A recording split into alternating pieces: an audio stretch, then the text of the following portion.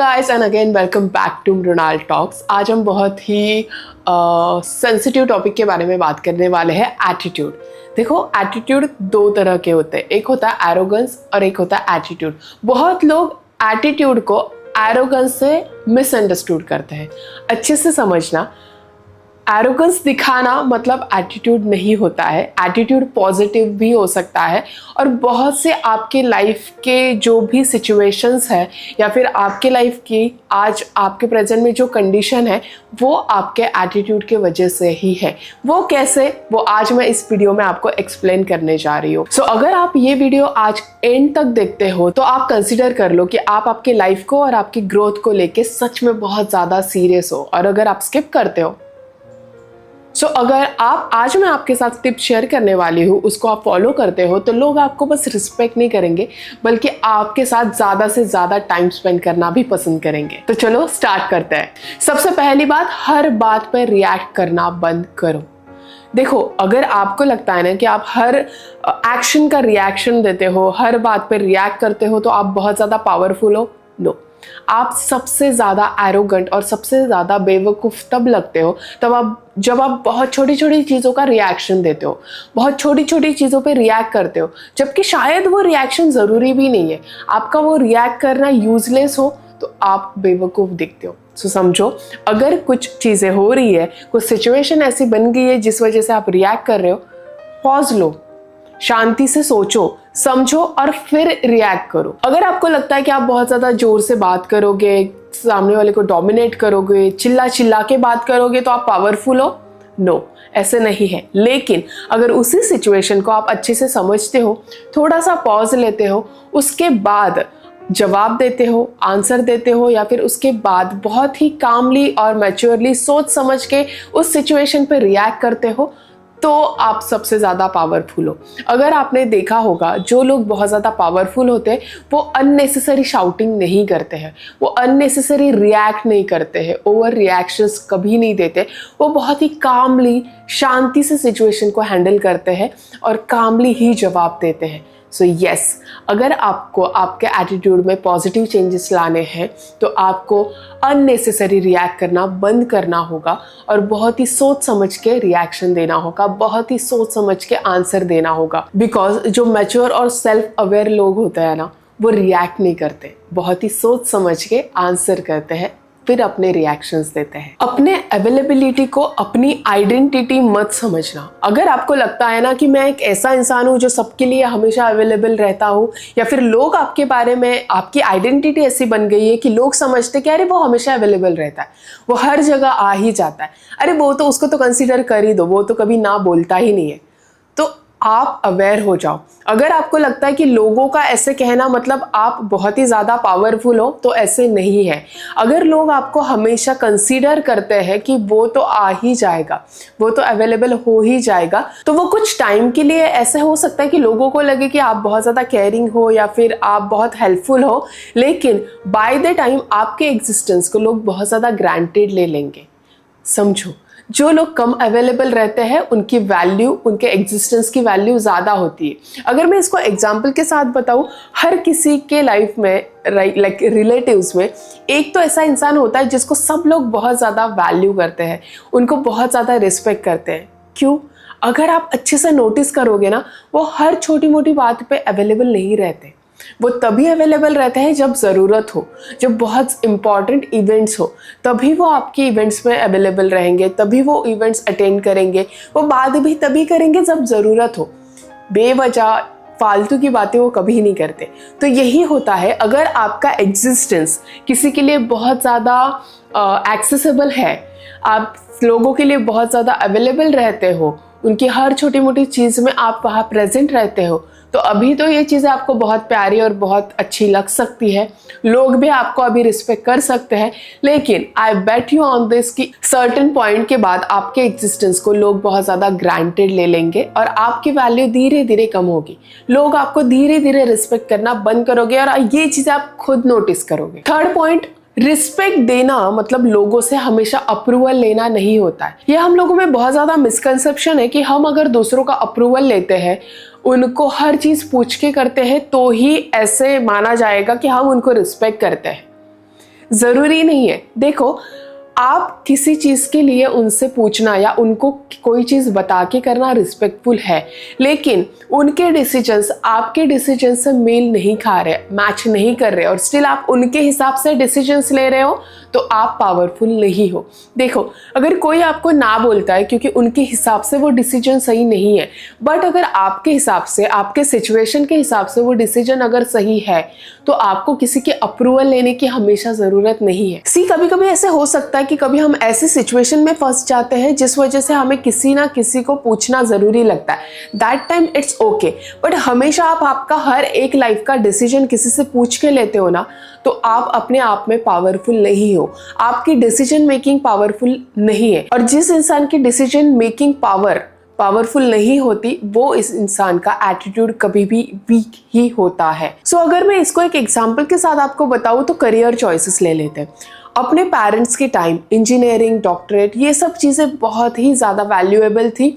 तब वो करियर लोगों के लिए बहुत ज़्यादा हाई स्टैंडर्ड थे या फिर सबसे बेस्ट करियर ऑप्शंस थे। लेकिन आप अगर आज के हिसाब से देखें तो आज के टाइम में कंटेंट क्रिएशन, व्लॉगिंग या फिर ब्रांडिंग, इंस्टाग्राम पे पर्सनल ब्रांड क्रिएट करना, ये एक बहुत ही हाई क्लास या फिर एक बहुत ही स्टैंडर्ड स्मार्ट चॉइस हो सकती है करियर की।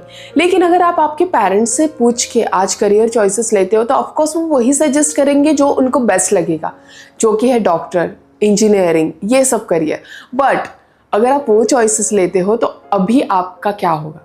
अभी आप किस सिचुएशन में फंस जाओगे? आप अच्छे से समझो, हर टाइम हर इंसान की सिचुएशन अलग होती है। उनके टाइम करियर चॉइसेस अलग थे, अभी करियर चॉइसेस अलग है। इसीलिए मैं कह रही हूँ कि डिसीजंस, अगर आपको कुछ इंपॉर्टेंट लाइफ के डिसीजंस लेने हैं, तो थोड़ा खुद का भी सुनो, थोड़े खुद से डिसीजंस लेना स्टार्ट करो। बस मेरा यही कहना है कि रिस्पेक्ट दो, लेकिन खुद के डिसीजंस को, खुद के लाइफ को भी उतनी ही प्रायोरिटी दो, उसको भी उतना ही रिस्पेक्ट दो। नेक्स्ट पॉइंट इज अपने स्टैंडर्ड्स प्राइवेट रखो और अपने एक्शंस पब्लिक रखो। इसका सीधा सा मतलब है, मैं अगर एग्जांपल के साथ बताऊं कि अगर कोई इंसान है जो बोलता है यार मेरे स्टैंडर्ड्स तो बहुत हाई है, मैं तो बहुत हाई स्टैंडर्ड इंसान हूँ, मुझे सब लोग रिस्पेक्ट करते हैं, मुझे तो सब चीज़ें मैं हाई स्टैंडर्ड ही यूज़ करता हूँ, मैं बहुत अच्छे अच्छे ब्रांड्स ही यूज़ करता हूँ। अगर आप खुद से ही ये चीज़ें वोकली, वर्बली लोगों को बता रहे हो, तो लोग आपकी रिस्पेक्ट कभी नहीं करेंगे। आपके स्टैंडर्ड्स हमेशा आपके एक्शंस थ्रू ही दिखने चाहिए, तो ही लोग आपके एक्शंस को, आपके स्टैंडर्ड्स को सीरियसली लेंगे। अगर आप एक ऐसे इंसान हो ना जो अपने स्टैंडर्ड्स सोशल मीडिया पे पोस्ट रख के दिखाते हो, स्टोरीज डाल के दिखाते हो, या फिर अनाउंस करते रहते हो, वर्बली अनाउंस करते रहते हो मैं तो ऐसा हूँ, मैं तो इतना बड़ा इंसान हूँ, तो कोई आपकी रिस्पेक्ट नहीं करेगा। लोग कभी भी वर्ड्स से ज़्यादा आपके एक्शंस पे ज़्यादा बिलीव करते हैं, आपके एक्शंस के थ्रू आपको ज़्यादा रिस्पेक्ट देते हैं। और सच में आपके स्टैंडर्ड्स अगर इतने अच्छे हैं, आप सच में खुद को इतना रिस्पेक्ट देते हो, तो अगर मैं एग्जाम्पल के साथ आपको बताऊँ, कोई आपको एक सिचुएशन में डिसरिस्पेक्ट कर रहा है, आप क्या करोगे? मे बी आप रिएक्ट कर दोगे, बट नहीं, अगर आप कामली वहाँ पे कोई रिएक्शन नहीं देते हो और वहाँ से निकल जाते हो, तो लोग आपको थोड़ा ज़्यादा अंडरस्टैंड करने की कोशिश करोगे, बिकॉज आप वहाँ कुछ भी रिएक्शन नहीं दे रहे हो। आपने खुद के पॉइंट को, खुद के स्टैंडर्ड्स को प्रूफ नहीं किया, क्योंकि आपको पता है आपके स्टैंडर्ड्स क्या है, तो बस आप शांत होके कामली वहां से निकल गए। तो ऐसे लोगों को लोग ज्यादा रिस्पेक्ट देते हैं। सबसे इंपॉर्टेंट पॉइंट, अपने मूड को दूसरों के बिहेवियर का रिमोट मत बनाओ।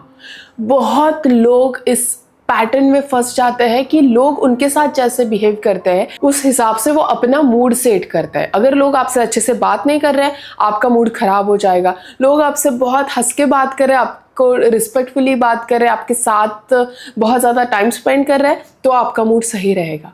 ये पता है कब होता है? जब आपके खुद के लाइफ के कुछ स्टैंडर्ड्स नहीं होते। ये तब होता है जब आपके लाइफ की खुद की कुछ प्रायोरिटीज नहीं होती है। अगर आपकी लाइफ ऐसी है जहाँ पे आपकी कुछ प्रायोरिटीज है, आपकी हेल्थ आपकी प्रायोरिटी है, आपका करियर आपकी प्रायोरिटी है, आपके गोल्स आपकी प्रायोरिटी है, आपकी फैमिली आपकी प्रायोरिटी है ना, तो बाकी लोगों का बिहेवियर आपका मूड कंट्रोल नहीं कर सकता। इसीलिए हर कोई इंसान ये बोलता है कि अपनी लाइफ की प्रायोरिटी सेट करो, बिकॉज जिस इंसान की लाइफ की प्रायोरिटी सेट होती है वो इमोशनली बहुत ज़्यादा बैलेंस्ड होता है। लेकिन अगर आपकी लाइफ की प्रायोरिटी सेट नहीं है तो दूसरों का बिहेवियर आपको अफेक्ट करते रहेगा, और ये इमोशनली वीक इंसान का सबसे बड़ा साइन है। और अगर आपका एटीट्यूड आपको सही बनाना है, अगर आपको अपना एटीट्यूड बहुत ज़्यादा स्ट्रांग बनाना है ना, तो सबसे पहले आपको आपके इमोशनल कंट्रोल, आपका इमोशंस का कंट्रोल दूसरों के हाथों में नहीं देना होगा।